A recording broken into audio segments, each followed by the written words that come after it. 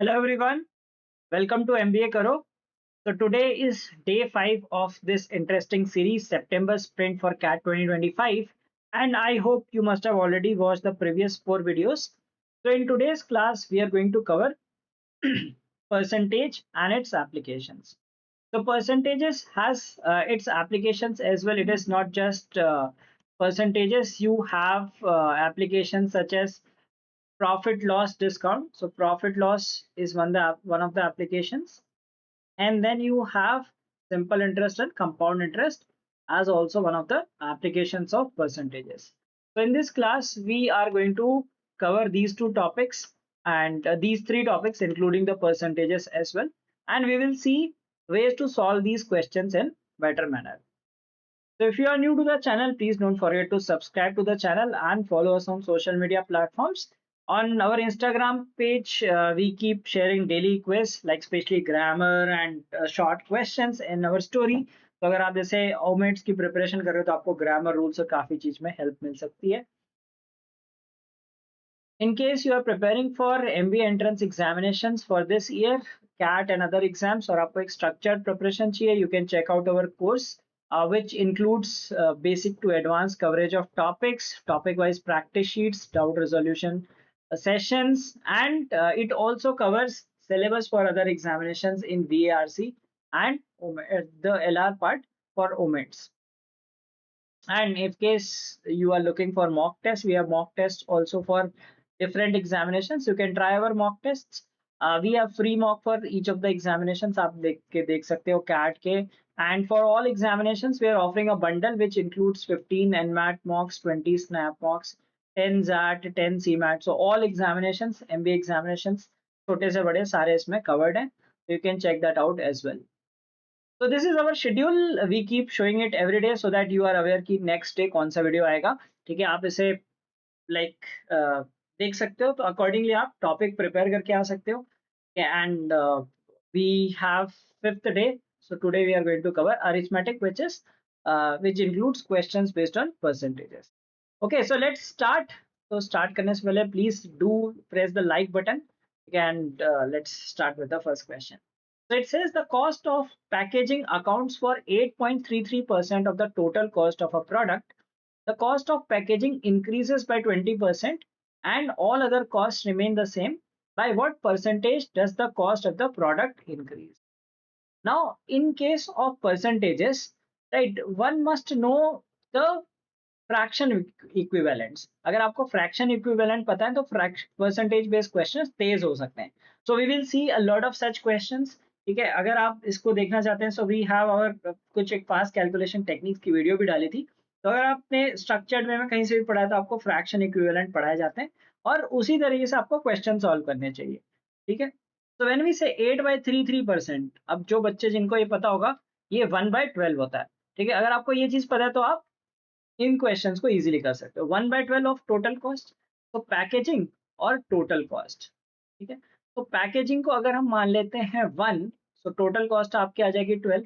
आपको वेरिएबल भी लिखने की जरूरत नहीं है, चाहो तो आप लिख सकते हो variable that x and 12x. आप नंबर से भी कर सकते हो because it's a relative data. ठीक है, सो पैकेजिंग की कॉस्ट 1 है और टोटल कॉस्ट 12 है. If the cost of packaging increases by 20%, so packaging की कॉस्ट कितनी होगी? 1.2 हो गई. ठीक है, and all other costs remain same. By what percentage does the cost of the product increase? ठीक है, तो पैकेजिंग में कितना इंक्रीज आया? 0.2 का इंक्रीज आ गया because packaging cost increased by 0.2.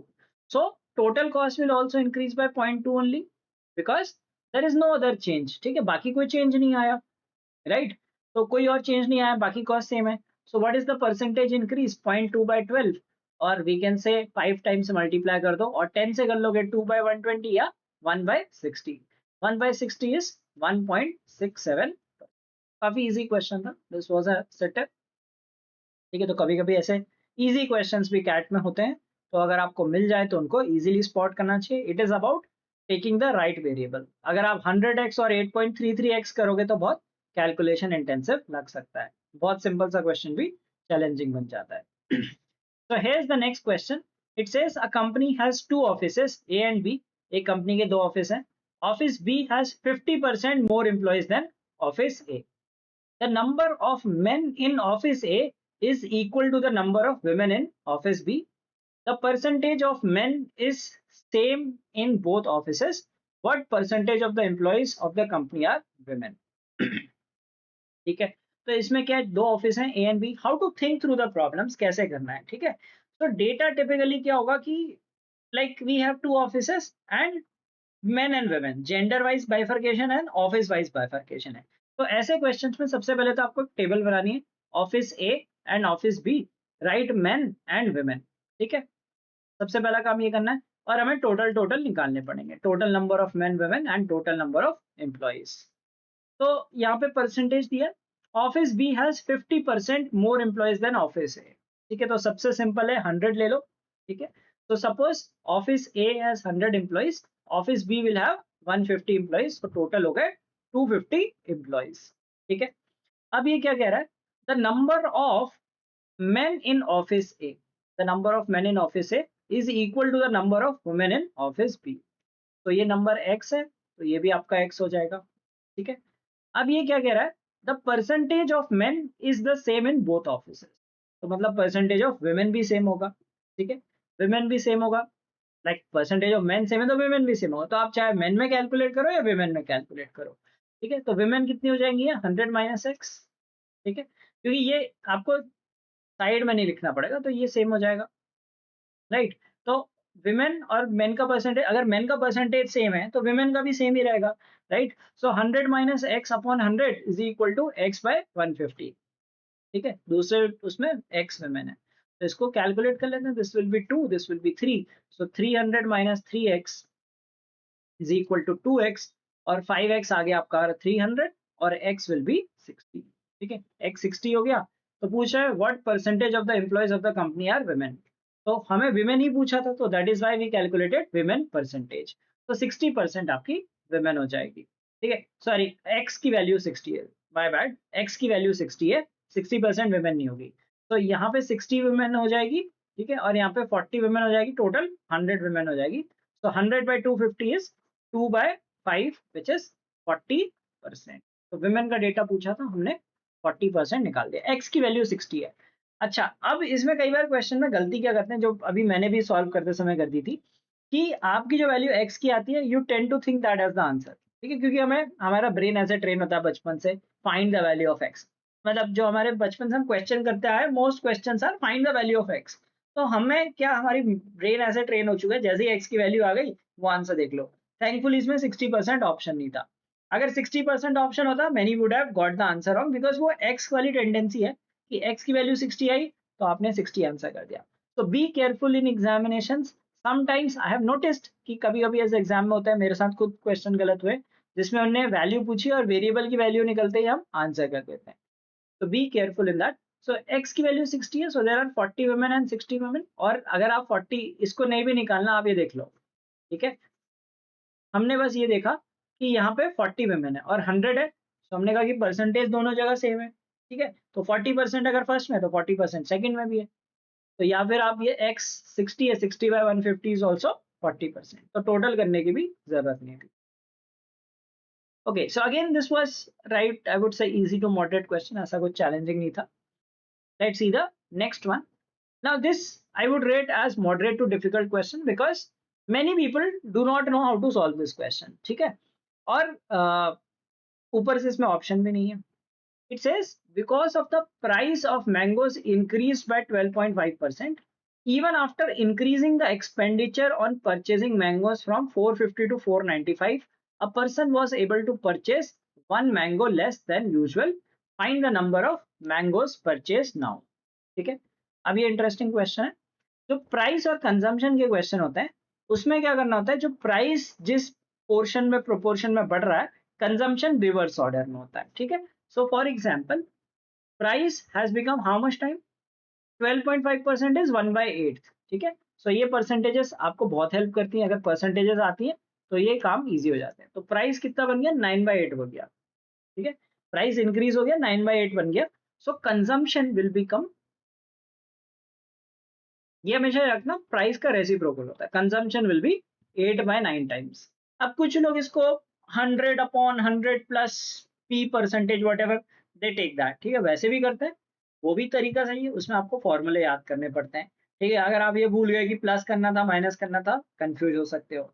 तो बेटर थिंक लॉजिकली। प्राइस अगर 9/8 टाइम्स हो रहा है, अगर सेम कंजम्पशन करना है तो आपको कितना कंजम्पशन हो पाएगा, 8/9, ठीक है। अब क्या हो रहा है, ये कब केस है, when the expenditure is same. अगर एक्सपेंडिचर सेम रहेगा तो हमारा कंजम्पशन 8/9 टाइम्स होगा। बट क्या हमारा एक्सपेंडिचर सेम है, हमारा एक्सपेंडिचर बढ़ गया है, 495 टू 450 से 495 बढ़ गया है। कितना बढ़ गया, 495 हो गया, तो 45 का इंक्रीज आ गया। 45/450 इज 10% इंक्रीज, ठीक है। तो अब क्या देखो, कंजम्पशन क्या है कि 8/9 था, बट हमने एक्सपेंडिचर 10% इंक्रीज कर दिया, so the consumption will also increase 10%, ठीक है। तो कंजम्पशन पहले 8/9 था, तो इसको आप कर लोगे 1.1 टाइम्स। 1.1 टाइम्स बिकॉज क्यों कर रहे हैं, क्योंकि expenditure increased by 10%, expenditure 10% increase हो गया। अब कंजम्पशन क्या हो गया, 8.8/90 और यू कैन से 88/90 और 44/45, तो 44/45 टाइम्स हो गया ऑफ ओरिजिनल कंजम्पशन, ठीक है। 44/45 of original, that means 1/45 less, ठीक है। 1/45 लेस हो गया, अभी भी 1/45 लेस है ना, पहले फुल था, अब 44/45 है, सो 1/45 less, which is 1 mango less. 1/45 less का मतलब है कि 1 मैंगो लेस हो रहा है, तो दैट मीन्स अब पूछ रहा है number of mangoes purchase now, अब ओरिजिनल नहीं पूछ रहा है। तो 1/45 लेस 1 मैंगो है, सो ओरिजिनल कितने हो गए, ओरिजिनल 45 मैंगोज थे, ओरिजिनल 45 थे, 1/45 लेस हो गया, 1 लेस कर दो तो 44 बचे, तो now he is purchasing 44 mangoes. तो इंटरेस्टिंग क्वेश्चन था, बिकॉज यहाँ पे आपको प्राइस कंजम्पशन वाला तो सिंपल खेल था, ठीक है। उसके बाद आपको एक्सपेंडिचर को 10% इंक्रीज करना है, एक्सपेंडिचर 10% इंक्रीज हो गया, तो like consumption will become 88/90 times, which is 44/45 times. तो कितना लेस हो गया, 1/45 लेस हो गया, ठीक है। 44/45 इज 1 माइनस 1/45, तो 1/45 लेस हो गया, और कितना कंजम्पशन कह रहा है वो 1 मैंगो कम हुआ है, तो 1/45 is 1 mango, that means original consumption was 45 mangoes, और now he is able to purchase 44 mangoes. तो आपको यहाँ पे प्राइस नहीं निकालना कितना एक मैंगो का प्राइस था, अगर पूछा होता तो वो भी आप निकाल सकते थे। तो do let me in the comments कि प्राइस ऑफ मैंगो कितना था, ओल्ड न्यू बताना, ठीक है। देखते हैं आप निकाल पाते हो कि नहीं, प्राइस ऑफ मैंगो ओल्ड और न्यू आप इसमें कमेंट करोगे, ठीक है। तो चलिए नेक्स्ट क्वेश्चन पे बढ़ते हैं। इन अ college 15% of the girls and 20% of the boys failed in the examination, ठीक है। The number of girls who passed the examination was 82 more than the number of boys who passed the exam. If the number of students who failed the examination was 110, how many students are there in the college? एक moderate level का question है। अब क्या होता है कि कई लोग बस मतलब फॉर्मूले पढ़ के जाते हैं, ठीक है।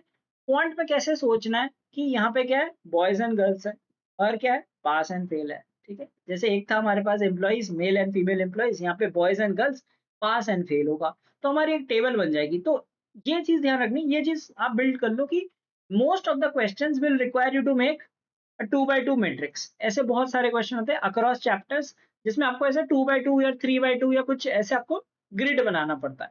तो यहाँ पे भी एक ग्रिड बनेगा, बॉयज बनाएंगे, गर्ल्स बनाएंगे, पास बनाएंगे, फेल बनाएंगे, ठीक है। So boys, girls, pass and fail, ये बन गया। अब पहले क्या करते हैं, 15% ऑफ द गर्ल्स, ठीक है। 15% क्या होता है, 3/20, 15% इज 3/20। तो अगर आपको ये परसेंटेजेस पता है, so that is quite helpful. और बॉयज कितने, 1/5। अब मैं ये क्यों ले रहा हूँ, क्योंकि इक्वेशन सॉल्व करने में इजी होगी। अगर आप 100 लेते हो तो बड़ी इक्वेशन बनती है, ये छोटी इक्वेशन बनाता है, ठीक है। So 3/20 of the girls failed in the examination. तो सपोज गर्ल्स का नंबर जी है, ठीक है। So 3G will fail and total there are 20G, so total we will take 5B and 20G, so 17G will pass, okay. Similarly in boys 1/5 fail, so B will fail, 4B will pass, ठीक है। ये हमारी equation बन गई है। अब हमें क्या दे रखा है, the number of girls who pass the examination, तो number of girls who pass the examination 17G, is equal to 82 more than number of boys who passed the exam. 4b boys passed, so 4b plus 82. ठीक है, अब क्या पूछा है, if the number of students who failed the examination, अब यहाँ fail students का बात कर रहे हैं, so fail will be total of this, that is b plus 3g equals to 110. ठीक है, ये दो इक्वेशन बन गई, b और g निकालना है, टोटल नंबर ऑफ स्टूडेंट्स निकल जाएंगे. ठीक है, अब कैसे करेंगे, यहाँ पे 4b plus 82 है.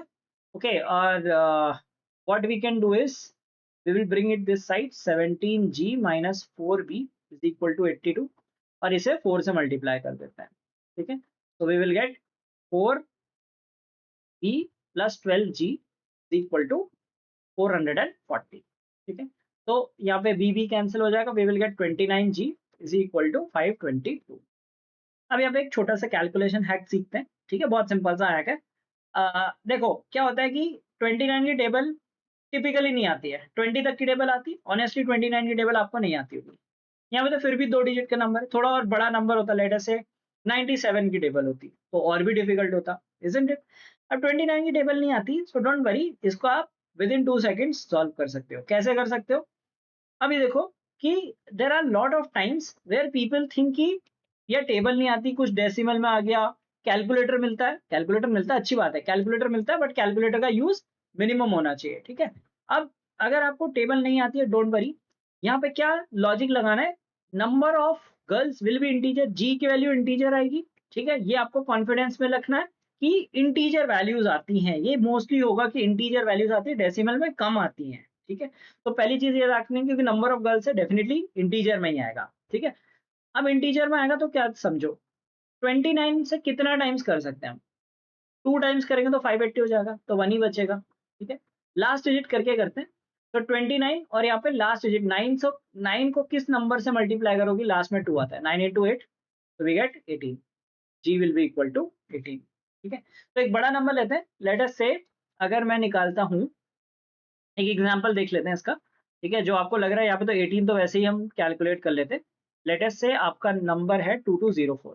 ठीक है, एक एग्जांपल ले रहे हैं, 29x आपका है 2204. तो ये एक रिवीजन है इसका कि कैसे आप इंस्टेंटली कर सकते हो. ठीक है, अब देखो 30 के करीब है, 30 into 7, 30 into 7 होता है 210. ठीक है, तो ये 7 टाइम्स तो पहला डिजिट आ जाएगा, क्योंकि 30 into 7 2100 होता है, तो 29 का 70 टाइम्स तो कम ही होगा, 70s में आएगा. और ये क्या है, 9 इंटू कौन सा डिजिट 4 आता है, 9 इंटू 4 आता है, 76 हो जाएगा. इंस्टेंटली आप कर सकते हो, ये चीज दिमाग में रखना, लास्ट डिजिट का कॉन्सेप्ट, ये आपका टाइम सेव करता है. तो ऐसी टाइम सेविंग टिप्स होती है, अगर आप ये टाइम सेविंग टिप्स यूज करते हो तो डेफिनेटली आप बेटर परफॉर्म करते हो. अल्टीमेटली देखो, कॉन्सेप्ट बहुत लोगों को आता है. ठीक है, बहुत सारे लोग होंगे जिन्हें कॉन्सेप्ट आता होगा, लेकिन जिनको कैलकुलेशन टेक्निक आती है प्लस कॉन्सेप्ट आते हैं, वो बहुत अच्छे से एग्जाम सॉल्व कर लेते हैं. ठीक है, अच्छा, तो ये हमारी वैल्यूज आ गई. सो वाई हमारा आ गया 18, सॉरी जी है, गर्ल्स इज 18. अच्छा, तो टोटल नंबर ऑफ गर्ल्स कितनी हो गई, 360.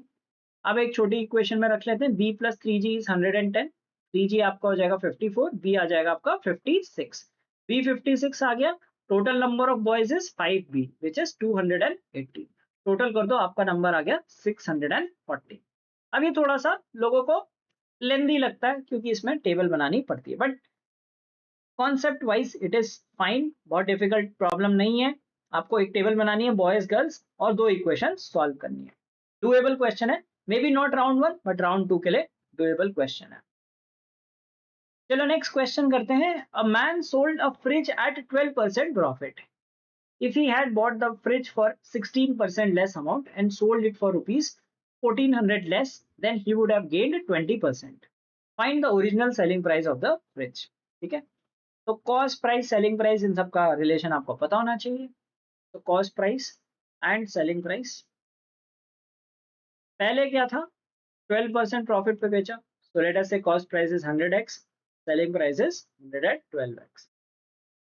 If he had bought the fridge for 16% less, so ये easy to moderate category में आ जाएगा. 16% less मतलब 84x में आ जाएगा. if वाली कंडीशन जो है, तो इसके अकॉर्डिंग वो 84x का खरीदेगा. ठीक है, and sold it for 1400 less, तो 112x minus 1400 में बेचेगा. ठीक है, he would have gained 20%. अब देखो यहाँ पे फ्रैक्शंस का यूज थोड़ा इजी बना देता है rather than multiplying by 1.2। Gain 20% मतलब क्या होता है, गेन ऑफ 1/5। ठीक है, गेन 155 हो जाएगा, तो सेलिंग प्राइस आपका 6/5 टाइम्स हो जाएगा। ओके, तो ये थॉट प्रोसेस, फ्रैक्शंस वाली thought process percentages based chapters को इजी बना देती है। तो इफ ही इज गेनिंग 20%, तो मतलब 1/5 प्रॉफिट हो रहा है, तो सेलिंग प्राइस कितना हो जाएगा, 6/5 टाइम्स हो जाएगा। तो ये 5:6 में आ जाएंगे आपके। Selling price to cost price 5 cost price to selling price 5:6 हो गया। ठीक है, ये चीज आपको रिलेट होनी चाहिए। अब बस क्रॉस मल्टीप्लाई कर दो। ठीक है, तो ये आ जाएगा आपका 504x। अब इसको लोग लिखते हैं। ठीक है, ये भी चीज रखनी है कि जितना आप कम रफ वर्क करोगे उतनी जल्दी आप सॉल्व करोगे। अब लोग क्या करते हैं, इसे लिखते हैं। पहले कुछ लोग क्या करते हैं, देखो मैं मिस्टेक्स बता रहा हूँ जिनकी वजह से लोग कहते हैं यार मुझे क्वांट आती है, कॉन्सेप्ट समझ में नहीं आता, क्वेश्चन सॉल्व करने में टाइम लगता है। क्यों लगता है? पहली चीज, आप यहाँ पे 84 इंटू 1.2 करोगे। ठीक है, 84x इंटू 1.2 करोगे तो वहां पे क्या बन जाएगा, आपको यहाँ पे डेसिमल में कुछ आ जाएगा। और डेसिमल जहां से आने शुरू होते हैं लोग नर्वस होने लगते हैं। ठीक है, तो पहली चीज ये नहीं करनी, डेसिमल वाला नहीं करना। दूसरी चीज, अब लोग क्या करते हैं 84/x इंटू 6/5 ऐसे लिखेंगे। ठीक है, मतलब ये आपको मेंटल इमेज बनानी है, 5/6 ऐसे लिखना भी नहीं है। Into 6/5 is this. ठीक है, ये आपको लिखने की जरूरत नहीं है, आप मेंटल इमेज बना सकते हो, ये 5:6 में। ठीक है, ये भी है, मतलब ये मन में सोचना है 5:6 है। ऐसे लिखोगे तो इक्वेशन में टाइम लगेगा। डायरेक्ट 5 इन 6 से मल्टीप्लाई कर दो, क्रॉस मल्टीप्लाई कर दो, तो 504x आ जाएगा। This will B 5 into 100 is 560, so 560x minus 7000। ठीक है, तो हमारा कितना आ गया, 56x आ गया हमारा। 56x is 7000। ठीक, अब यहाँ पे क्या मिस्टेक होगी, अब एक मिस्टेक बता रहा हूँ कि लोग क्या करते हैं, लोग यहाँ पे x निकालते हैं। रिमेंबर कि अगर x आपका आंसर नहीं है तो प्रेफरेबली x मत निकालो। क्यों? देखो क्वेश्चन क्या कह रहा है, find the original selling price. Selling price पूछ रहा है विच वाज 112x। ठीक है, इसका डबल है। अगर आप x निकालोगे आपको 7000 को पहले 56 से डिवाइड करना पड़ेगा, फिर उसको आप 112 से मल्टीप्लाई करोगे ना। तो x निकालने की जरूरत ही क्यों है? They did not ask what is the value of ask, they are asking कि सेलिंग प्राइस कितना है। तो इसका डबल दिख रहा है 112, राइट। सो 112x कितना हो जाएगा, इंटू 2 कर दो, 14000 आपका आंसर हो गया। तो छोटी छोटी चीजें हैं जिससे आपका टाइम बचता है। मे बी आपने इस क्वेश्चन में 10 सेकंड भी बचाए एक्स ना निकाल के, तो वो भी बहुत है। ठीक है, अगर आपने मान लो ऐसे 20 क्वेश्चन में, जो हम सीरीज में काफी ऐसे टैक्टिक्स बात करेंगे, किसी क्वेश्चन में आपने 20 सेकेंड 10 सेकेंड, तो क्यूमुलेट करके आपके पास कुछ मिनट्स बच जाते हैं, और वो मिनट्स आपको एक्स्ट्रा टाइम देते हैं एक्स्ट्रा क्वेश्चंस अटेम्प्ट करने के। तो जो 99 परसेंटाइलर्स होते हैं वो इन्हीं तरह की टेक्निक्स यूज करते हैं और बेटर स्कोर कर पाते हैं, because it is about the techniques. ठीक है, तो क्या होता है, कॉन्सेप्ट ठीक है, अच्छी बात है अपनी जगह पे, बट आपको टेक्निक्स भी आने चाहिए, और हर कोई वो नहीं जानता है। Okay, so in this series you will learn a lot of such techniques, so please do watch all the videos. ठीक है, क्वांट, LRDI, वर्बल, सब में आपको काफी नॉलेज की चीजें मिलेंगी। Okay, so if you are enjoying please do like this video. चलिए नेक्स्ट क्वेश्चन देखते हैं। The cost price of goods increase by 2500 and a trader manages to increase his selling price by rupees 2000. This resulted in his profit percentage dropping from 20% to 12%.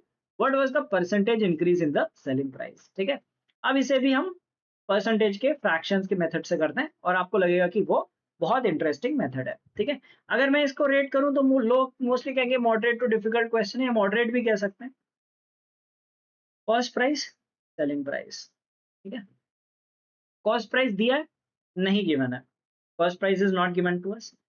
देखो पहले बारे में क्या लिखा, पहले प्रॉफिट परसेंटेज कितनी थी, 20% थी। पहले प्रॉफिट परसेंटेज 20% थी, 20% इज 1/5। तो हम कॉस्ट प्राइस को 5x ले लेते हैं, राइट, और सेलिंग प्राइस को हम ले लेते हैं 6x। तो ये चीज ध्यान रखनी है, फ्रैक्शंस को कैसे लेना है। 1/5 है तो कॉस्ट प्राइस 5x ले लो, सेलिंग प्राइस 6x हो जाए। 120 भी ले सकते थे, बट ये छोटे वेरिएबल से मल्टीप्लीकेशन डिवीजन इजीली हो जाता है, that is why we take these number. ठीक है, अभी हो गया। अच्छा, अब क्या है कि cost increase from 2500 and selling price increase by 20। अब ये सारे नंबर्स हंड्रेड्स में। ठीक है, तो like instead of taking 2500 I will take 25, और देखो आंसर सेम ही आता है। ठीक है, तो मैं क्या कर रहा हूँ, इसे 25 कर रहा हूँ, मुझे जीरोस लिखना पसंद नहीं है। तो मैं इसे 25 कर लूंगा, इसे 20 कर लूंगा, बात वही पड़ेगी। ठीक है, अगर आप 100 टाइम्स मल्टीप्लाई कर दोगे तो परसेंटेज चेंज वही होता है। ये चीज ध्यान रखना कि अगर मान लो आप 5 रुपए की चीज 6 रुपए में बेच रहे हो तो 20% प्रॉफिट होगा। अगर आप इसे 100 से मल्टीप्लाई कर दोगे दोनों चीजों को, 500 की चीज 600 में बेचोगे तो भी 20% ही प्रॉफिट होगा। ठीक है, अब ये जीरोस की थ्योरी क्या होती है, इससे आपका टाइम बचता है। कई बार जैसे थाउजेंड्स में मल्टीप्लाई करना है, ठीक है, प्राइस दिए 1000 इग्नोर द थाउजेंड्स, बहुत छोटी सी चीज है। मतलब आपको लग रहा होगा अरे यार क्या ही फर्क पड़ता है 2 जीरो ऐड करने का, फर्क पड़ता है। अगर आप ऐसे 5-6 क्वेश्चन में कर रहे हो जिसमें आप सिर्फ 2 जीरो, 4 जीरो, 6 जीरो कम कर दे रहे हो, जिसमें बड़े जीरोस हैं उसमें तो और, जैसे कभी सिंपल इंटरेस्ट है, कंपाउंड इंटरेस्ट में लैक्स में वैल्यूज दी है, ठीक है, तो बहुत सारे जीरोस है, अगर आप उनको भी लिखने में टाइम बचा देते हो तो वो छोटी छोटी चीजें आपका टाइम ऐड करती है। तो वो बहुत माइन्यूट सी चीजें हैं, बट वो कलेक्टिवली आपको एक्स्ट्रा टाइम देती है क्वेश्चन अटेम्प्ट का। ठीक है, तो ये आपने एक चीज सीखी कि अगर आप यहाँ पे इग्नोर कर सकते हो सेफली, तो इसको हम ले लेंगे he increased his selling price by 20 only, so price कितना हो गया 6x plus 20। ठीक है, अब ये कह रहा है कि प्रॉफिट परसेंटेज 12% ही बढ़ी। ठीक है, तो प्रॉफिट परसेंटेज ड्रॉप हो गई, 12% हो गई, तो प्रॉफिट परसेंटेज 12% हो गई। तो कैन वी से कि ये जो सेलिंग प्राइस है ये आपका 112/100 है। ठीक है, प्रॉफिट परसेंटेज अगर 12% है तो सेलिंग प्राइस आपका 112% आ जाएगा। तो इन दोनों का रेशियो 112/100 होगा, और we can say this is 28/25। ठीक है, अब थोड़ा और ध्यान से देखेंगे। ठीक है, तो और थोड़ा रिड्यूस करेंगे। ये 5x प्लस 25 है, तो कैन वी से this is 5 times of x plus 5 denominator, और ये 25 है तो 5 कट जाएगा, यहाँ 5 बचेगा। अब हमारे पास क्या बच रहा है, थोड़ा इसको देखो, 6x plus 20 upon x plus 5 is equal to 28/5। Cross multiplication कर देते हैं, 30x plus 100 is equal to 28x plus 140। ठीक है, तो हमारा क्या आ गया, 2x आ गया 40 और x आ गया हमारा 20, x 20 आ गया। अब क्वेश्चन क्या पूछ रहा है, क्वेश्चन कह रहा है, लास्ट में क्वेश्चन भी पढ़ लो, x की वैल्यू तो नहीं पूछी है, तो 20 तो आंसर नहीं होगा। It is saying what was the percentage increase in selling price. तो सेलिंग प्राइस हमने क्या लिया 6x 120, और नया सेलिंग प्राइस क्या है 140। ठीक है, अगर आप यहाँ पे 2 जीरो नहीं हटाते तो आपका आंसर 2000 आता, तो यहाँ पे आप 12,000 करते और 14,000 करते। ठीक है, आंसर आपका वही आता। ठीक है, तो आपका आंसर वही आता। देखो मैंने 2 जीरो यहाँ बचाए, 2 जीरो बचाए। कुछ लोग कॉस्ट प्राइस भी लिखेंगे अभी। ठीक है, तो चलो कॉस्ट प्राइस भी करके देख लेते हैं कि आंसर सही बन रहा है कि नहीं बन रहा है। ऑल्दो आपको कॉस्ट प्राइस में करना ही नहीं है कुछ भी, क्यों, क्योंकि कॉस्ट प्राइस से पूछा ही नहीं है, राइट। दे आज की सेलिंग प्राइस कितना परसेंटेज पड़ा है। तो कुछ बच्चे क्या करते हैं, वो कॉस्ट प्राइस भी निकालते हैं, कॉस्ट प्राइस नहीं निकालना है। For verification we will do here, but exam में अगर जो चीज पूछी उस पर फोकस करो ना। तो सेलिंग प्राइस कितना बढ़ गया 120 से 140, which is increase of 20, 20/120 is 1/6, 1/6 is 16.66% increase. तो सेलिंग प्राइस कॉस्ट प्राइस निकालने की जरूरत नहीं थी। कॉस्ट प्राइस अगर चेक करना है, देखो 100 और 125। अब हमने 2 जीरो रिड्यूस किए थे। Now this is the verification check, which practice के टाइम पे आप कर सकते हो बट एग्जाम के टाइम में मत करना। वेरिफिकेशन चेक क्या करना है कि क्वेश्चन सही बना कि नहीं बना। ठीक है, तो हमने कहा x 2000 आएगा क्योंकि हमने 2 जीरो यहाँ पे रिड्यूस कर दिए थे, तो आपका सेलिंग प्राइस 12,000 आएगा, 14,000, 10,000 एंड 12,500। ठीक है, ये वेरिफिकेशन है कि हमारा आंसर सही है कि नहीं। Cost price increase by 2500, correct. Selling price increase by 2000, correct. ठीक है, ये दोनों हमने सही करा। फिर प्रॉफिट परसेंटेज यहाँ पे 20% था, ये भी करेक्ट है। 12% प्रॉफिट है कि नहीं, 1500 का प्रॉफिट हो रहा है आउट ऑफ 12500, इंटू 100 करोगे तो ये आपका कट गया 4/5, और 5 into 3, 3 into 4 विच इज 12%। तो हमारी सारे वेरिफिकेशन भी हो गए, तो हमारा आंसर सही आया। बट आपको ये सब नहीं करना है, ये जो हमने लास्ट में किया that was just to show कि हमारा आंसर सही ही आया है। हमने 2 जीरो नहीं भी लिए तो भी आंसर सही आया था। ठीक है, अगर हमें 120 140 भी लिया आंसर वही आया। अब हमने 2 जीरो ऐड भी कर लिए तो भी आंसर वही आया। तो ये ध्यान रखना कि avoid zeros, decimals, that will save your time, that will give you more confidence. आप छोटे नंबर्स को इजीली कैलकुलेट कर लेते हो, बट अगर बड़े नंबर्स होते हैं तो आपको टाइम लगता है। ठीक है, तो ये चीज आपको याद रखनी है। चलो नेक्स्ट क्वेश्चन करते हैं. It says as a part of a sales promotion, ठीक है, सेल्स प्रमोशन है, a stationer is offering one pencil free for with every pack of 10 pencils. By what percentage should he mark up the pencils if he desires a profit of 10%. अब ये बहुत easy question है, provided आपको concept पता हो, क्योंकि लोगों को कॉन्सेप्ट नहीं पता रहता कि फ्री देते हैं तो क्या करना होता है. तो let us understand it. Now ऐसे केस में क्या करो, cost price of any item 1 रुपी ले लो, 100 रुपी ले लो, जो आपका मन है वो ले लो. मैं 1 रुपी ले लेता हूँ, ठीक है. 100 भी लेना, 100 भी ले सकते हैं. चलो 100 रुपी की पेंसिल है, मान लेते कोई मैजिकल पेंसिल होगी 100 रुपीज, ठीक है. तो अब क्या कर रहा है, one pencil free with every pack of 10 pencil. तो वो कितनी पेंसिल्स बेच रहा है, 11 बेच रहा है, क्योंकि एक फ्री भी दे रहा है, ठीक है. तो cost of one pencil is 1 रुपी. तो उसके पास 11 पेंसिल्स हैं, कॉस्ट प्राइस उसकी कितनी हो गई, 1100, ठीक है. 1100 कॉस्ट प्राइस हो गई क्योंकि उसके पास 11 पेंसिल है. Now bye what percentage should he mark up the pencils if he desires a profit of 10%. तो ये जो कॉस्ट प्राइस है ये शॉपकीपर के लिए है, ठीक है. इन क्वेश्चंस में ये ध्यान रखना है, शॉपकीपर के लिए कॉस्ट प्राइस 1100 है क्योंकि वो 11 पेंसिल्स बेच रहा है. बट जो बायर है उसके लिए कितना दिखाएगा वो कॉस्ट प्राइस, उसको लगेगा कि 100,000 रुपीज कॉस्ट प्राइस है, ठीक है. क्यों, क्योंकि बायर को तो 10 पेंसिल दिख रही है, वो कह रहा है एक तो फ्री है. अब वो क्या करेगा, ही डिजायर्स अ प्रॉफिट ऑफ 10%, सो 10% इस पे चाहिए. 11 इंटू 11 इज 121. तो सेलिंग प्राइस जो है इसका वो 1210 होना चाहिए. तो ये कॉस्ट प्राइस बायर के लिए 1100 है, ठीक है. सेलिंग सॉरी 1000 है, सेलिंग प्राइस 21,1210 है. तो कितना परसेंट इंक्रीज करना चाहिए, 21% इंक्रीज करना चाहिए. 21% इंक्रीज करेगा तो तब जाके उसे 10% प्रॉफिट मिलेगा. ओके, तो इसमें यही करना होता है, जो कॉस्ट होती है वो आपको निकालने की कितने आइटम्स बेच रहा है, और एक्चुअल कॉस्ट मतलब जो टोटल आइटम्स जितने बेच रहा है वो उसकी एक्चुअल कॉस्ट होगी. बट जो कैलकुलेशन के लिए कॉस्ट यूज करेंगे वो कौन सी कॉस्ट होगी, जो जितने वो आइटम्स बेच रहे हैं. जैसे यहाँ पे 10 पेंसिल बेच रहे हैं तो 10 पेंसिल की कॉस्ट आपकी कैलकुलेशन के लिए यूज होगी कि मार्क प्राइस कितना बनेगा उसके अकॉर्डिंग, ठीक है.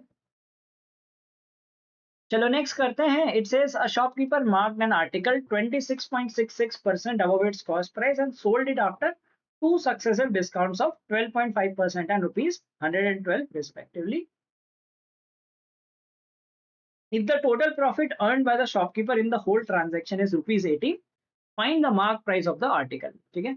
अब ये क्वेश्चन क्या है, इस क्वेश्चन में हम यूज करेंगे द कॉन्सेप्ट ऑफ परसेंटेजेस, ठीक है. जो हमारी परसेंटेज की जो हमने नुआंसेस बात की कि परसेंटेज वैल्यूज एंड ऑल, वो इसमें यूज होगी. और फिर आप देखोगे कि उससे ये क्वेश्चन कितना इजी लगता है, सपोजिटली काफी डिफिकल्ट लग रहा होगा, ठीक है. अगर आप इसको ट्राई कर सकते हो, नॉर्मल ट्राई करके देखो, काफी चैलेंजिंग लगेगा, सॉल्व नहीं होगा. बट हम परसेंटेजेस का ऐसा खेल देखेंगे कि ये क्वेश्चन मॉडरेटली डुएबल हो जाएगा. अगर इसको कहेंगे मॉडरेट टू डिफिकल्ट कहेंगे, क्योंकि यहाँ पे क्या है कि ऑप्शन नहीं है. पहली चीज, ऑप्शन होते तो कई लोग ऑप्शन से कर लेते हैं, ऑप्शन का कोई स्कोप ही नहीं है, ठीक है. दूसरा है कि 26.66% और दो डिस्काउंट ऐसे ऐसे करके people will call it high level question. कुछ लोग इसे हाई लेवल क्वेश्चन बोलते हैं. अब हाई लेवल को हम लो लेवल पे लाते हैं, ठीक है. 26.66% कितने लोगों को फ्रैक्शन पता है इसका, नहीं पता तो मैं बहुत सिंपल तरीका बताता हूँ. 16.66% कितना होता है, 1/6 होता है. ये तो बेसिक आपको पता होना चाहिए. 10% होता है 1/10. अगर इन दोनों को ऐड करें तो 26.66% आएगा. अब मैं ये क्यों कर रहा हूँ अभी बताऊंगा. 1/6 प्लस 1/10, तो वी हैव 30. 5/30 प्लस 3/30, 8/30, यानी कि 4/15 हो गया, ठीक है. 4/15 मार्क प्राइस है अबव द कॉस्ट प्राइस. तो कॉस्ट प्राइस मार्क प्राइस, ठीक है. 15x मार्क प्राइस हो जाएगा 19x. 4/15 इंक्रीज कर दिया. तो पहले परसेंटेज कन्वर्जन सीखा, अगर आता है तो बहुत अच्छी बात है, वो भी टाइम बच जाएगा. तो आप 15x और 19x लोगे, ठीक है. आफ्टर टू सक्सेसिव डिस्काउंट्स, पहला डिस्काउंट क्या है 12.5%. 12.5% कितना था 1/8, ठीक है. अब देखो ये जो हमने मार्क प्राइस लिया था ये 8 का मल्टीपल नहीं है, ठीक है, तो डेसिमल में आ जाएगा. तो हमें क्या करना है, इसको हम 8 से मल्टीप्लाई कर दो दोनों वैल्यूज को, 120 आ जाएगा, ठीक है. और 19 इंटू 8 विल बी 152x. तो ये खेल होता है परसेंटेजेस में. आप सही वेरिएबल लोगे ना तो क्वेश्चन आपको रिलेटिवली इजी लगेगा. अगर ये नॉर्मल तरीके से कुछ आप x और 1.266 तो गए आप, फिर आप 5-10 मिनट भी लगा दोगे, कैलकुलेटर यूज करोगे 1.266 से डिवाइड करने में, तो ही आपसे 2-3 मिनट में हो पाएगा, नॉर्मल कैलकुलेशन तो नहीं होंगे। परसेंटेज का खेल देखो, 12.5%, 12.5% कितना होता है 1/8, तो इससे 1/8 लेस करना है और दूसरी बार में 112 लेस करना है। अच्छा 152/8, 1/8 भी नहीं निकालना, अभी 19 को ही तो 8 से मल्टीप्लाई किया था ना, तो 1/8 इसका 19x हो जाएगा। ठीक है, पहले डिस्काउंट के बाद ये आपका डिस्काउंट 1 हो गया। ठीक है, और डिस्काउंट 2 कितना है 112 रुपीज का। ठीक है, तो इसका जो सेलिंग प्राइस बना वो कितना बना 133x माइनस 112। ठीक है, ये निकल गया। यहाँ पे वेरिएबल का खेल था, अगर आप सही वेरिएबल लोगे 15 और 19 और 8 से मल्टीप्लाई करोगे, 8 से क्यों करोगे, क्योंकि 1/8 निकालना ना, तो 19 का 1/8 तो डेसिमल में चला जाएगा, फ्रैक्शंस में चला जाएगा, फ्रैक्शंस में जाओगे डेसिमल्स में जाओगे फंस जाओगे, इंटीजर्स में जाओगे स्मॉल नंबर्स में जाओगे, खुशी खुशी आपसे क्वेश्चन सॉल्व होंगे। तो that is the key of solving these questions. ठीक है, तो 133x हो गया माइनस 112 करना, ये हमारा सेलिंग प्राइस आ गया। अब क्या करेंगे, the profit earned is 18 rupees, तो कॉस्ट प्राइस इतना था, प्रॉफिट कितना आ जाएगा, सेलिंग प्राइस हमने निकाल दिया, प्रॉफिट क्या होता है selling price minus cost price, minus 112 minus 120x। ठीक है, तो हमारा कितना आ गया 13x minus 112 is equal to कितना 18 रुपीज प्रॉफिट दिया, तो 13x 130 हो गया, x आ गया 10। क्वेश्चन क्या पूछा है, mark price of the article 152। अगर इसे नॉर्मल वैसे तरीके से करोगे नहीं होगा। ठीक है, अगर मान लो आपने 15 एंड 19 में ले लिया, 8 से मल्टीप्लाई नहीं किया, फ्रैक्शंस में आएगा, बहुत कॉम्प्लिकेटेड सा क्वेश्चन होगा, कई लोग इसे हाई लेवल क्वेश्चन बोलेंगे, बट आई वुड से कि मॉडरेट लेवल का क्वेश्चन है, बहुत डिफिकल्ट नहीं है, प्रोवाइडेड यू नो कि आपको कौन से फ्रैक्शन कहाँ पे कैसे लेने हैं। ठीक है, so I hope you are learning good techniques in this class, तो इनको सीखो, अप्लाई करना सीखो, और you will realise that you are better off. A shopkeeper mistakenly read the mark price at 1680. ठीक है, उसने mark price 1680 ले लिया, sold the article at 15% discount, 15% discount में बेचा। After selling the article, he read the actual mark price 1950 था। To compensate for the loss, he sells the same article to the same next customer at 8% discount. तो 1950 में 8% discount दिया। ठीक है, what is the difference between the selling prices of the two articles. Question देखने में लंबा था, है बहुत सिंपल, आपको क्या करना है 1680 का 85% निकालना है, और 1920 का 1950 का 92% निकालना है, और आपको बताना है कि डिफरेंस कितना होगा। ठीक है, दूसरे को उसने 8% डिस्काउंट में बेचा, पहले को उसने 15% डिस्काउंट में बेचा, इन दोनों का डिफरेंस निकालना है। सो बेसिक सिंपल कैलकुलेशन कह रहा है, कैलकुलेशन की कुछ एक और हैक यूज करते हैं। तो ये आपका हो गया कि 16.8 इंटू 85। ठीक है, आप ऐसे करते हो ना, 16.8 इंटू 85 करते हो। ठीक है, इसको थोड़ा दूसरी तरह से देखते हैं, 168 into 8.5, half and double method. ठीक है, कहीं पे भी 5 का मल्टीपल आता है या 0.5 आता है, उसको डबल करके इंटीजर बना दो और दूसरे को हाफ कर दो, सिंपल सा लॉजिक है। अगर आप दो नंबर्स को मल्टीप्लाई करते हो तो आपका आंसर आता है ए बी, अगर आप एक को हाफ ऑफ ए ले लोगे, दूसरे को 2 टाइम्स ऑफ बी ले लोगे, तो भी आपका आंसर ए बी आएगा। हमें प्रोडक्ट से मतलब है, हम किन नंबर्स को मल्टीप्लाई कर रहे हैं वो मैटर नहीं करता। तो 85 की टेबल नहीं आती मुझे, मैंने इसको डबल कर दिया 17 और इसको कर दिया 84। ठीक है, डबल एंड हाफ, तो 17 इंटू 4 इज 68, 6 कैरीज, ठीक है, 6 कैरीज 136 142, सो 1428 आ गया आपका, एक प्राइस आ गया 1428। ठीक है, दूसरा क्या कर रहा है 1950 इंटू 92%, सो 19.5 इंटू 92 करोगे। ठीक है, अब इसको डबल कर लेते हैं, 39 बन जाएगा और ये बन जाएगा 46। 39 की टेबल नहीं आती, नो प्रॉब्लम, 46 इंटू 40 कर लो, एंड 46 इंटू 1 कर लो, माइनस कर ले, 46 इंटू 1 इज 46, 46 इंटू 4 करते हैं, 4 into 6 is 24, 2 carries 16 to 80, 1840 minus 46 कर लोगे, यहाँ पे आ जाएगा 94, 1794। तो ये प्राइस आपका 1794, और इससे आपको सब्ट्रैक्ट करना था 1428। तो ये क्वेश्चन बहुत इजी क्वेश्चन था, इट वाज जस्ट कि आपको बस टेक्स्ट लंबा लग रहा था। तो कभी कभी ये भी ध्यान रखना, क्वेश्चन दिखने में लंबा हो सकता है, पढ़ो क्वेश्चन को। ठीक है, पॉइंट पे क्वेश्चन को भी ऐसे नहीं छोड़ने, पहले पढ़ने क्वेश्चन बहुत सिंपल सा था, आपको निकालना था 1680 इंटू 85% और 1950 इंटू 92% और डिफरेंस निकाल देना था। ठीक है, तो यही आपका क्वेश्चन था, बहुत सिंपल सा क्वेश्चन था। तो दिस क्वेश्चन मतलब ये लेने का पर्पस ये था कि कभी कभी बहुत सिंपल से भी क्वेश्चन होते, हम उसे डिफिकल्ट समझ के छोड़ आते हैं ना। ये है डिफिकल्ट क्वेश्चन, ओके, और इसमें हम एक ट्रिक समझेंगे। A shopkeeper bought a certain number of eggs from seller A for rupees 1200. Unfortunately, 10 eggs were broken. ठीक है, एक ने कुछ eggs लिए और 10 eggs broken थे। The shopkeeper sold the remaining eggs for rupees 2 more per egg than what he originally paid. ठीक है, तो उसने 2 rupees per egg more पे बेचे और he earned rupees 16 profit, तो उसका 60 rupees का profit हुआ। The next day, the shopkeeper bought same number of eggs from another seller B, but this time he paid rupees 1210.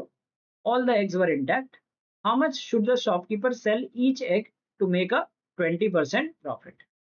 ठीक है, तो यहाँ पे ये पूछ रहा है कि 20% प्रॉफिट बनाने के लिए ईच एग को कितने में बेचे। आपको नंबर ऑफ एग्स निकालना है बेसिकली। ठीक है, अच्छा आप कैसे करेंगे, तो पहले शॉपकीपर ए लेते हैं तो नंबर ऑफ एग्स हो गए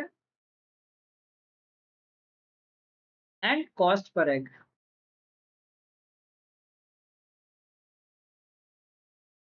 तो इन दोनों का प्रोडक्ट हमें देगा टोटल कॉस्ट।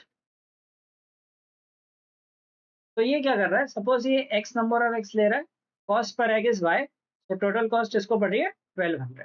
ठीक है, certain number of eggs, unfortunately 10 eggs were broken, तो नंबर ऑफ एक्स कितने बचे, ये सेल के लिए,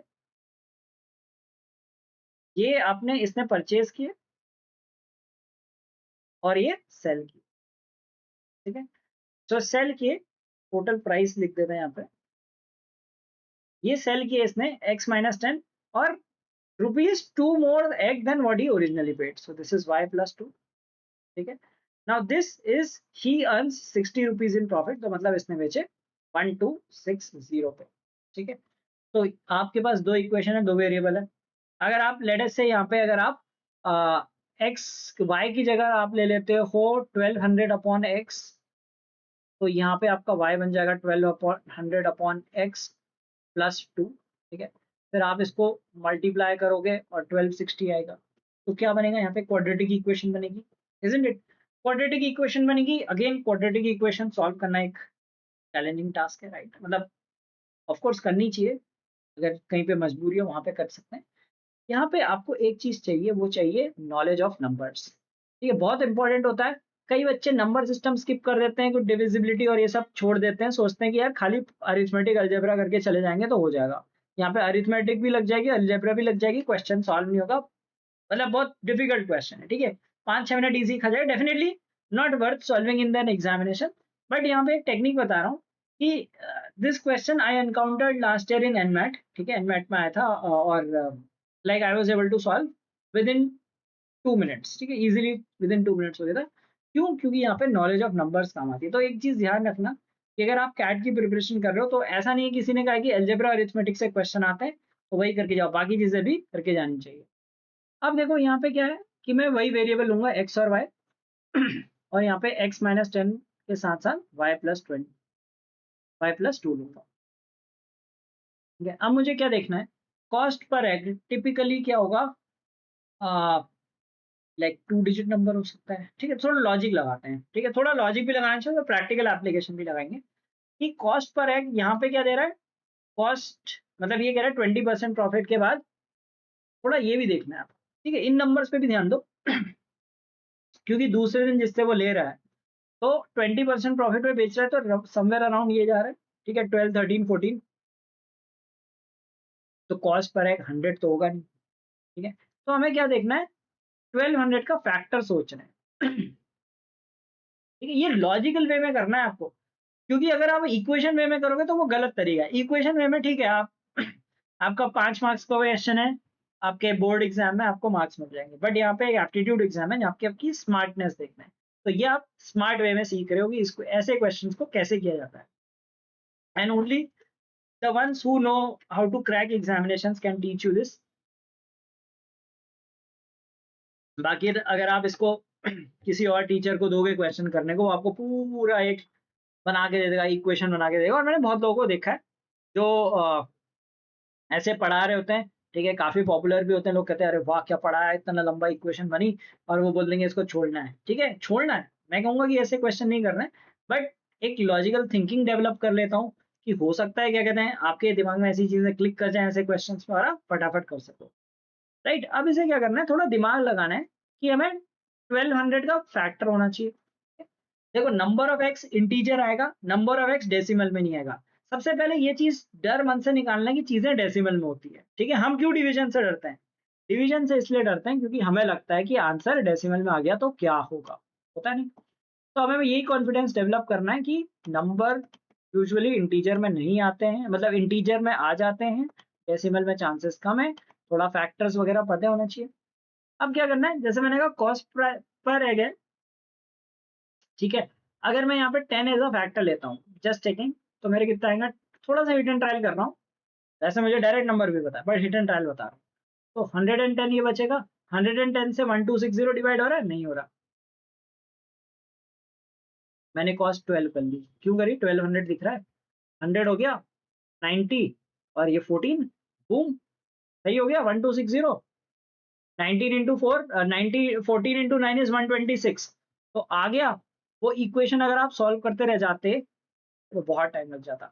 ये मेथड अगर आप सोचोगे, थोड़ा नंबर्स का खेल, नंबर्स में थोड़ा अच्छा होना पड़ता है, थोड़ा प्रैक्टिस, ये थोड़ा कॉमन सेंस, ये नंबर, ये तो फैक्टर्स की नॉलेज चाहिए थी एक जगह पे। दूसरी थी कि ये कॉस्ट इसके अराउंड आएगी, तो ऐसा नहीं कि आप 1 से ट्राई करोगे, ठीक है, डेफिनेटली आप 1 2 3 4 नहीं करोगे, आप 10 के आसपास देखोगे प्राइस। क्योंकि यहाँ पे जो आपको आंसर दिया है, ये 12.96 दिया आफ्टर 20% प्रॉफिट। तो हो सकता है कॉस्ट आपकी लाइक 10 हो, 11 हो, 12 हो, ऐसे कुछ होगी। ठीक है, तो हमने क्या सही पकड़ा कि यहाँ पे 12 10 देखा, 10 से नहीं बना तो 12 से बन गया, डन। अब क्या है कि next day shopkeeper bought the same number of x, तो कितने एक्स खरीदे थे उसने? 100 एक्स खरीदे थे। तो सेकंड डे उसने क्या किए, 100 एक्स खरीदे, कितने में? 1210 में। ठीक है, तो कॉस्ट पर है कितनी बन गई? 12.1। अब इसे करना है 20% प्रॉफिट पे बेचना है, तो 1.2 कर देंगे। So 12 into 1 is 12, right, and we have 12 into 12 144, और एक कैरी कर दो 145, तो 14.52 हमारा आंसर आ जाए। नॉट एन इजी क्वेश्चन, मैं नहीं कहूंगा कि इजी मॉडरेट है ये डिफिकल्टी, बट क्या आप इसे सॉल्व कर सकते हो अगर इस तरह से सोचो? यस, बेटर वे में सॉल्व कर सकते हो। राउंड 3 का क्वेश्चन है डेफिनेटली। स्टार्टिंग में तो करना ही नहीं है, ऐसे क्वेश्चन में उलझ गए तो टाइम वेस्ट होगा। तो कैट में अगर डिफिकल्ट क्वेश्चंस भी आते हैं तो इस तरह से किए जा सकते हैं। अब ये, मैं ये गारंटी दे रहा हूँ कि हर किसी के बस का नहीं है। only 5% of the people, or maybe 2-3%, or maybe 1% of the people will be able to solve this question, but मैंने एक रोड मैप दिखा दिया कि instead of solving too many lengthy question equations, how you should think। तो ये इतने difficult question को आप कम टाइम में कर सकते हो, तो सिंपलर क्वेश्चंस तो आप कर ही सकते हो। So follow us our content so that you learn interesting ways to solve problems। ठीक है, तो please do like this video and subscribe to our channel, और ये सीरीज आप पक्का देखना, आपको बहुत सारी ऐसी चीजें सीखने को मिलेंगी कि कैसे कैसे हम क्वेश्चन बेटर वे में सॉल्व कर सकते हैं। तो जो बच्चे कहते हैं कि मॉक्स में मार्क्स नहीं आ रहे, तो वो आपके इंप्रूव होने लगेंगे। अगर आप स्ट्रक्चर्ड वे में प्रिपरेशन करना चाहते हो, ये सारी टेक्निक सीख के, ठीक है, और मल्टीपल एग्जाम्स टारगेट कर रहे हो, तो you can check out our course. Let's now move to the next question। Profit loss का क्वेश्चन है। It says in summer the meter scale of a cloth merchant expands by 25%। ठीक है, जो metre है वो बढ़ जाता है। Bye what percentage should he mark up the cloth so that even after giving 10% discount on the list price, the merchant still makes a profit of 8%। ठीक है, अब क्या करना है? expand by 25%, expand by 25% means 1/4 expand हो जाता है। तो अब क्या करना है, मान लो कॉस्ट इसकी 4x है,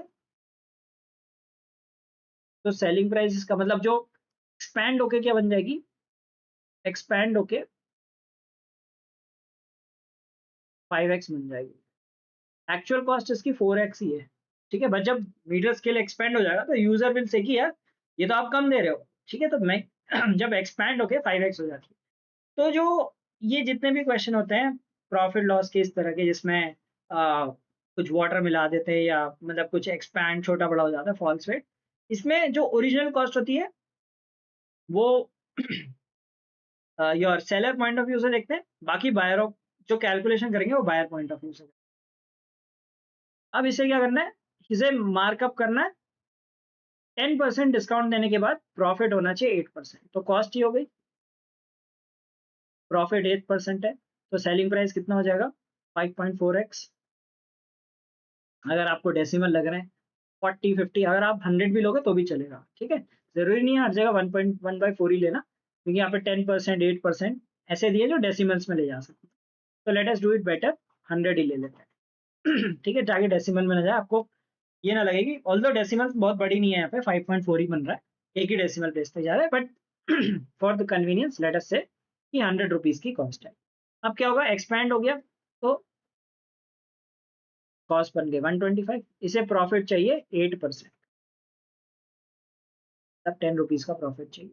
तो सेलिंग प्राइस होना चाहिए 135, सेलिंग प्राइस 135 होना चाहिए, 10% डिस्काउंट दे रहा है, मतलब 90% ऑफ मार्क प्राइस है। तो मार्क प्राइस कितना होगा, मार्क प्राइस होगा 150। अब यहाँ पे ये देखना है कि मार्क प्राइस इस कॉस्ट पे नहीं है, उसके लिए कॉस्ट तो ये थी, उसको 100 की कॉस्ट को 150 बनाना है, क्योंकि जब वो एक्सपैंड होगा तो कॉस्ट उसकी अपने आप ही एक्सपेंशन की वजह से इंक्रीज होगी। तो markup will be 50%। Conceptual question है, तो मैं कहूंगा कि मॉडरेट लेवल है, इजी भी नहीं है, ठीक है, क्योंकि ये एक्सपैंड वाला कॉन्सेप्ट आता है इसमें, बट कॉन्सेप्चुअल है, तो अगर आपने प्रॉपरली करा है कॉन्सेप्ट तो आप कर लोगे।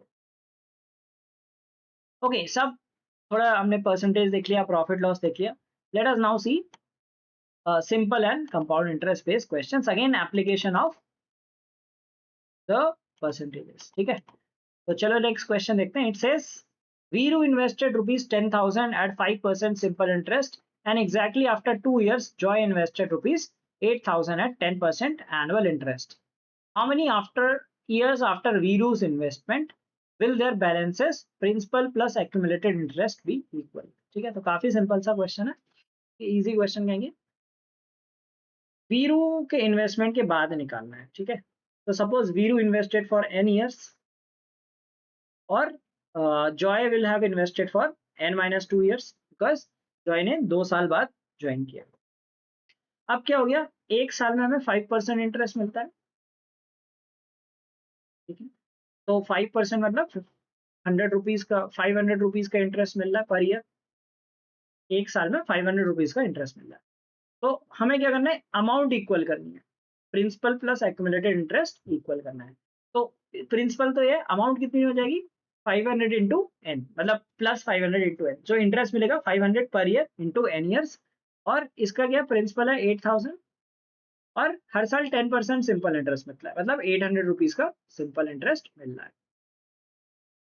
तो प्लस 800 इंटू एन माइनस, पहले सिंपल क्वेश्चन है, तो ये आ गया आपका 2000, इस साइड आ जाएगा, दैट इक्वल्स टू 500 एन को आप इधर ले लोगे तो आ जाएगा 300 एन एंड माइनस 1600, तो 300 एन आपका 3600 और एन आपका आ जाएगा 12, तो एन आ गया 12। अब यहाँ पे ध्यान देना है कि एन यहाँ से, बिकॉज इस क्वेश्चन में गलती होने का स्कोप कहाँ पे, अगर आप एन वीरू के इन्वेस्टमेंट से नहीं, सेकंड पर्सन कौन है, जॉय से स्टार्ट कर दोगे, ठीक है। तो यहाँ पे मिस्टेक यही है कि अगर आप जॉय से स्टार्ट करोगे उस केस में यहाँ से अगर आप एन लोगे तो आपका आंसर 10 आ सकता है। तो बस यही सिंपल मिस्टेक कर सकते हैं, बाकी इजी क्वेश्चन था। So let's see the next question. It says an equal sum was invested in 3 schemes for 2 years. The first scheme provided 10% simple interest. The second provided 15% simple interest. Third provided 20% compound interest. The total interest received after 2 years from all schemes is what percent of the total sum? ठीक है, हम क्या करते हैं 100 100 100 डाल देते हैं। तो पहली स्कीम में SI है, SI है 10% का, इसमें SI है 15% का, ये भी बहुत इजी क्वेश्चन है। इसमें CI है 20%, तो इसमें कितने 2 साल के लिए जा रहा है, तो 20 रुपीज का इंटरेस्ट आ जाएगा, इसमें 30 का आ जाएगा, आई होप 1.2 का स्क्वायर आपको आता होगा, ठीक है। तो इसमें 44 इंटरेस्ट आएगा परसेंटेज के टर्म्स में। सिंपल, बहुत सिंपल क्वेश्चन है। तो टोटल कितना इंटरेस्ट आ गया, 50 प्लस 44, 94 का इंटरेस्ट आ गया 300। तो 94/3 इज 31.33। ये बहुत इजी क्वेश्चन था। ये तो कुछ कुछ इजी से कर स्टार्ट कर रहे हैं, फिर जाएंगे आगे डिफिकल्ट क्वेश्चंस की ओर।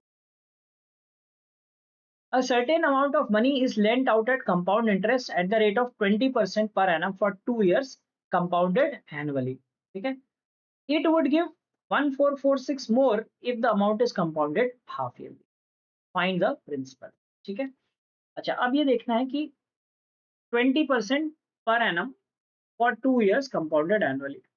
तो बेसिकली क्या होता है, लाइक हम कहते हैं principal is, sorry amount is P plus 1 + r/100। So हम करते हैं यहाँ पे p into 1 + 20/100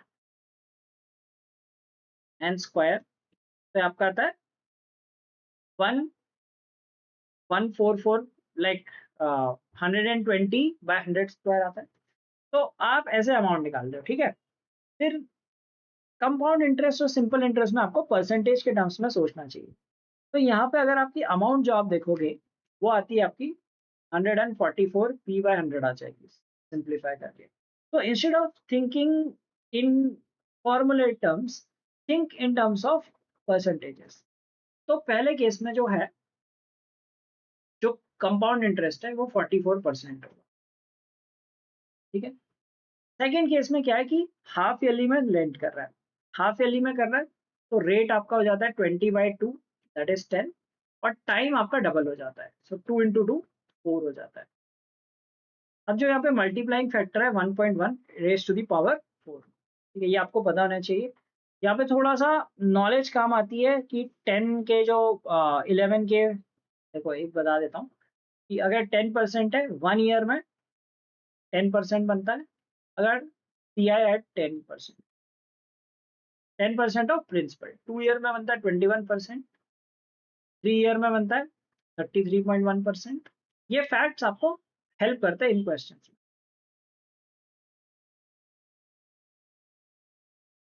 So it is basically 1.4641 times. तो पहले केस में 44% था, सेकेंड केस में जो कंपाउंड इंटरेस्ट है वो 46.41%। तो डिफरेंस कितना आ गया, डिफरेंस आ गया आपका 2.41%, ठीक है। 2.41% कितना है आपका, 2.41% इज 1446। तो ये परसेंटेजेस आपको compound interest as a percentage of simple as the percentage of principal, इसके टर्म्स में आपको सोचना होगा। तो 2 ईयर्स के लिए 44, मतलब सेम फॉर्मूला आप यहाँ पे लगाओगे 1.1, like p 1 + 10/100 raise to the power 4 करोगे, तो आपका ये आ जाएगा 1.4641 p। तो 46.41% ऑफ p आ जाएगा। या अगर आप अमाउंट के टर्म्स में भी सोच रहे हो, ठीक है, अमाउंट टू आप सोच रहे हो, यहाँ पे क्वेश्चन में तो अमाउंट दिया है, फर्क कुछ नहीं पड़ता, सेम डिफरेंस आएगा। 2.41% आ गया, वो आ गया 1446। 24 × 6 होता है 144।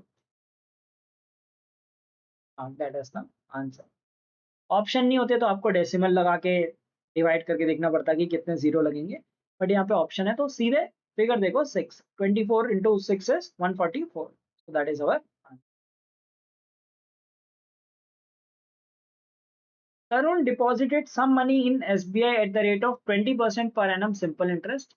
He withdrew the money after 1 year, deposited in Axis Bank at fixed rate compounded annually for 2 years and gets rupees 15480 as the total interest. If the first year's interest at Axis Bank was 7200, what amount had Tarun deposited in SBI? ठीक है, तो क्या करना है इसमें, तरुण ने some money SBI में डाला 20% पर एनम सिंपल इंटरेस्ट में। तो पहले इसने एसबीआई में डाला, ठीक है, कुछ अमाउंट डाला और 20% and he withdrew after 1 year. तो एक काम करते हैं, इसका प्रिंसिपल 5x ले लेते हैं, so that amount will become 6x, क्योंकि 20% इंटरेस्ट है, 1/5 इंटरेस्ट आ जाएगा, अमाउंट आ जाएगी 6x। He withdrew the money, ठीक है, deposited in Axis Bank at a fixed rate compounded annually for 2 years and gets 15480 as the total interest. ठीक है, अब ये क्या कह रहा है कि 2 years के बाद उसको टोटल इंटरेस्ट मिल रहा है 15480 एंड फर्स्ट ईयर इंटरेस्ट था 7200। ये मॉडरेट टू डिफिकल्ट क्वेश्चन है, इसमें आपके अच्छे कॉन्सेप्ट्स टेस्ट हो रहे हैं। ठीक है, तो एसबीआई में इसका प्रिंसिपल था, ये अमाउंट हो गया। एक्सिस में जो इसका प्रिंसिपल है वो 6x है। ठीक है, अच्छा अब ये देखना है कि एक्सिस में जो कंपाउंड इंटरेस्ट था, फर्स्ट ईयर में 7200 कंपाउंड इंटरेस्ट आया, सेकेंड ईयर में 2 years के बाद ही गॉट इंटरेस्ट ऑफ 15480। ठीक है, तो 15480 इसका टोटल इंटरेस्ट है, माइनस 7200, दैट गिव्स अस 8280। 8280 इसका टोटल इंटरेस्ट हो गया। ओके, 8280 इसका टोटल इंटरेस्ट हो गया। The first year interest is 7200 and second year it will be 8280।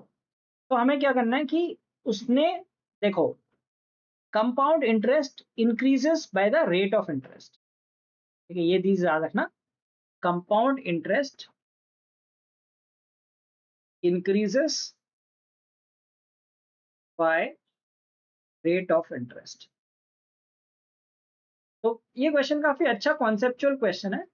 We need to find out कि क्या रेट ऑफ इंटरेस्ट था। सेकंड में रेट ऑफ इंटरेस्ट नहीं दिया है, तो फर्स्ट ईयर में 7200 था, 7200 फर्स्ट ईयर में था, और सेकंड ईयर में हमारा हो गया 8280। तो कितना इंक्रीज आया, 1080।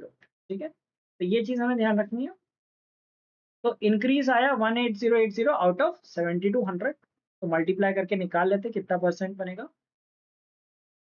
72 इंटू 1 is 72, 36, 360, 15%। तो हमारा कंपाउंड इंटरेस्ट का जो रेट था वो 15% था। ठीक है, अब क्या दिया है, ही विड्रू द मनी एंड, देखो अब इसका कंपाउंड इंटरेस्ट का रेट है 15, कंपाउंड इंटरेस्ट का रेट 15% है, और जो फर्स्ट ईयर में कंपाउंड इंटरेस्ट होता है वो आपका फर्स्ट ईयर इंटरेस्ट 7200 है। तो वो जो हमारा 6x है हमारा प्रिंसिपल, 6x का 15% हमारा है 7200। ठीक है, हमें क्या निकालना है, हमें निकालना है what amount had Tarun deposited in SBI. तो 6x का 15% 7200 है, so we can find what is 6x, we can find 5x।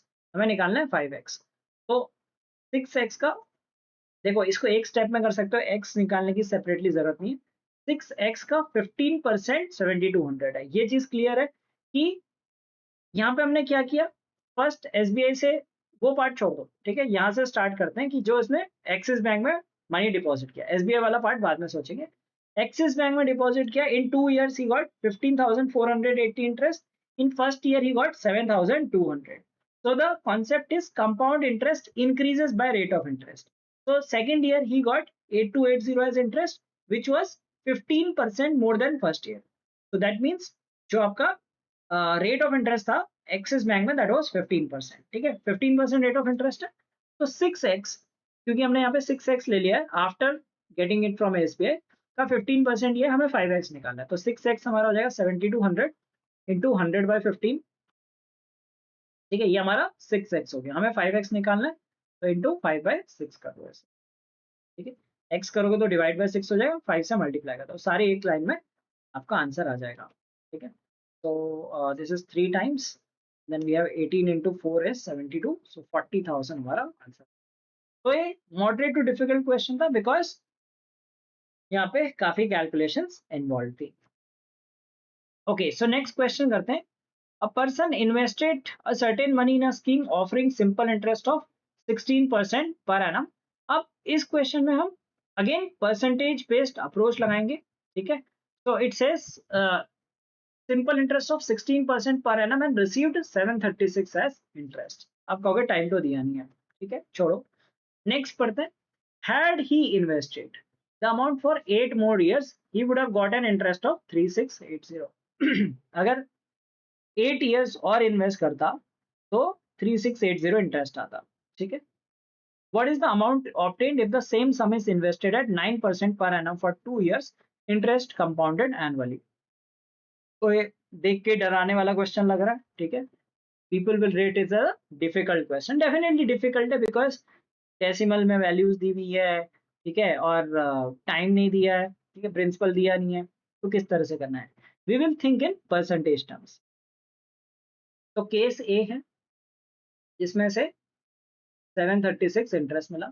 Case B में इसने क्या किया, इसने टाइम 8 years इंक्रीज कर दिया, ठीक है, और रेट क्या था 16%. तो हमें क्या सोचना है कि सी, हम क्या करते हैं, फॉर्मूला लेके चलते हैं, S I is equal to P R T by 100, या कंपाउंड इंटरेस्ट के फॉर्मूले लेते हैं. We do not think in terms of percentages. अगर इसको आप परसेंटेज के टर्म में सोचोगे तो ये क्वेश्चन रिलेटिवली इजी हो जाता है. क्या सोचना है आपको, see S I is P R T by 100, ठीक है.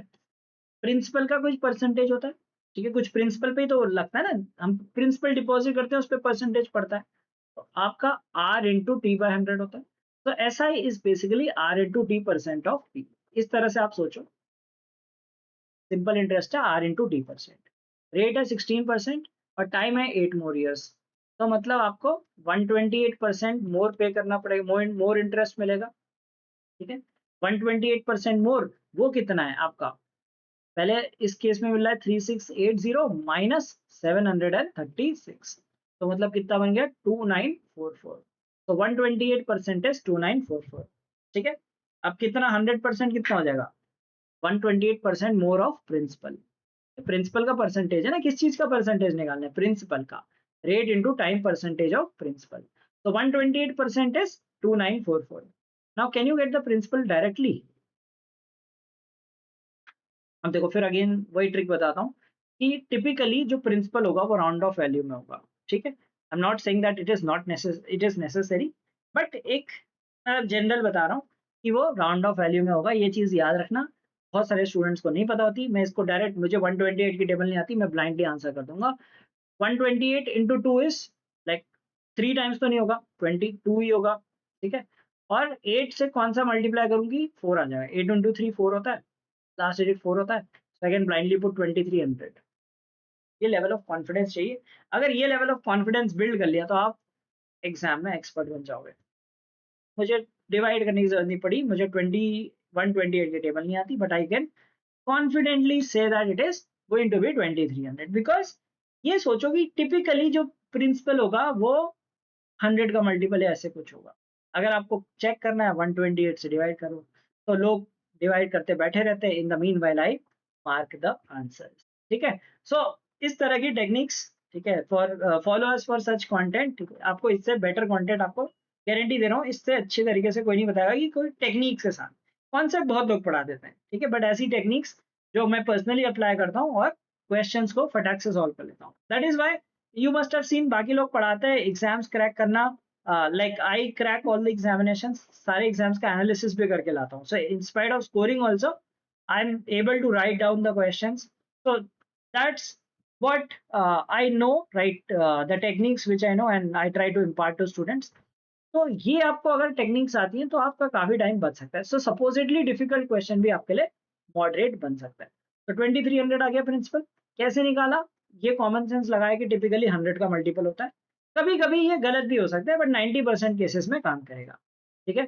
95% केसेस में काम करेगा, स्पीड आपकी बच जाएगी और इस तरह से आप ज्यादा क्वेश्चन सॉल्व करोगे. तो पहले मैंने क्या किया, मैंने सीधे इसको सब्ट्रैक्ट कर लिया. मुझे पता चला कि 128% है, वो भी दिमाग में 16 इंटू 8 तो कर नहीं सकते हो, इतनी तो टेबल आती होंगी, ठीक है. और फिर मैंने देख के 2300 बोल दिया. आप क्या पूछ रहे हैं, what is the amount obtained, some is invested at 9% पर एनम फॉर 2 years, ठीक है. अब कुछ आपको कंपाउंड इंटरेस्ट की टेबल्स भी पता होनी चाहिए. एक और ट्रिक यहाँ पे बता देता हूँ, ठीक है. 9% पर एनम, तो 1.09 का स्क्वायर होना चाहिए. अमाउंट पूछ रहा है ना, अमाउंट ऑफ टाइम. अब देखो, अगर आपको स्क्वायर करना है 100 के नंबर्स को, सो 109 का स्क्वायर क्या होता है, इसमें 9 ऐड कर दो प्लस 9 स्क्वायर ऐड कर दो, 81, और ये आ गया 118. तो 118.81 आपका, मतलब ये 11881 होता है. सो 2300 का आपको निकालना है 118.81%. ठीक है, और रादर आप कहोगी 23 इंटू 118.81। अब मैं यहाँ पे मल्टीप्लाई नहीं करूंगा क्योंकि मुझे लास्ट डिजिट दिख रहा है 3 और मुझे दिख रहा है डेसिमल के बाद 2 प्लेसेस। तो सपोज इट जो बहुत डिफिकल्ट क्वेश्चन है, may be 99% of the people might not even attempt it. 1% attempt भी करेंगे तो 4-5 मिनट लगाएंगे इस क्वेश्चन में। I can do this question with in 2 minutes. Technique समझाने में टाइम लगा होगा, बट अगर आपको टेक्निक ये आती है तो आप भी इस क्वेश्चन को 2 मिनट्स में इजीली कर सकते हो, इतने डिफिकल्ट क्वेश्चन। तो लेट अलोन इजी क्वेश्चन तो फिर आपके लिए मजाक बन जाएंगे। So we did a lot of easy questions also. चलिए एक और क्वेश्चन कर लेते हैं, लास्ट क्वेश्चन है, this is for the day.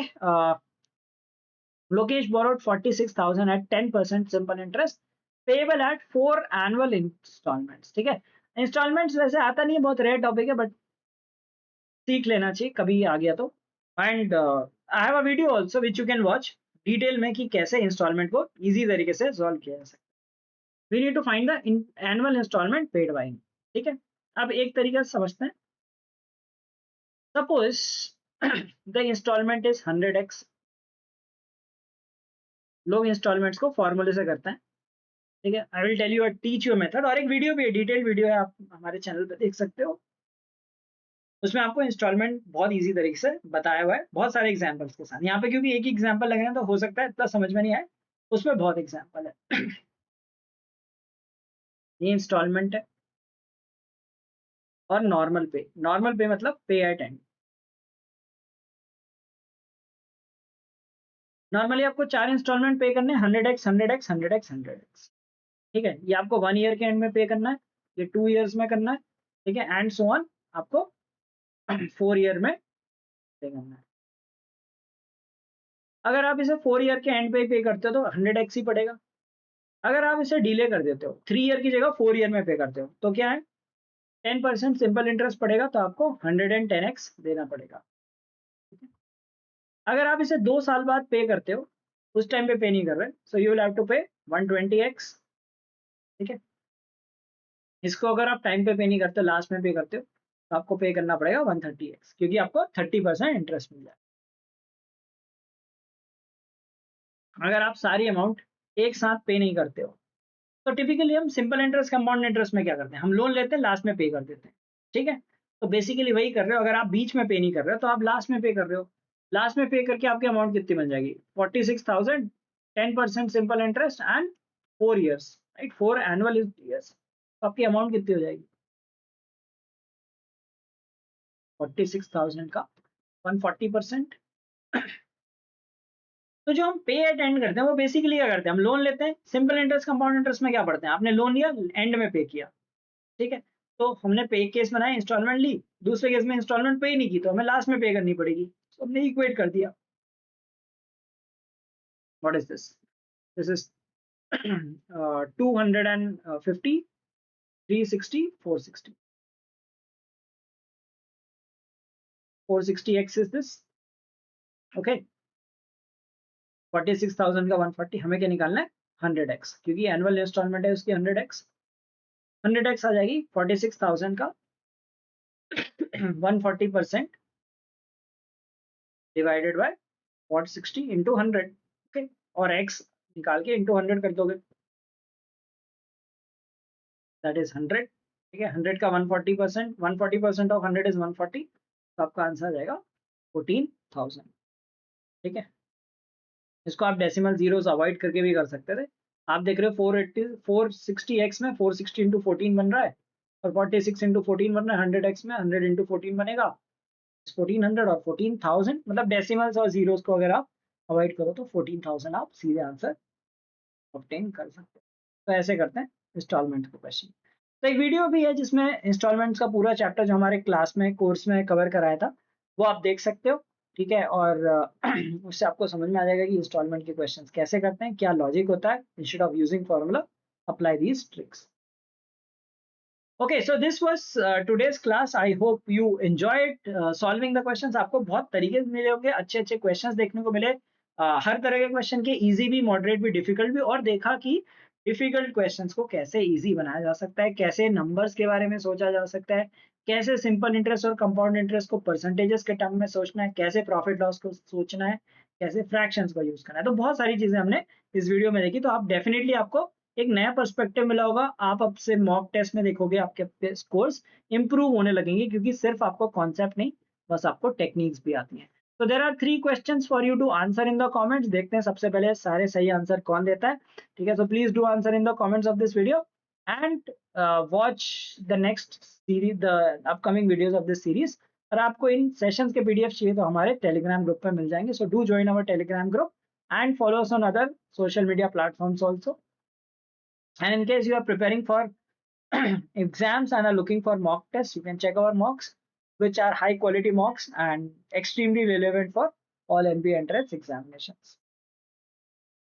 So that's it for today's session, and I hope you enjoyed the video. So don't forget to like the video and keep watching the upcoming sessions of this series.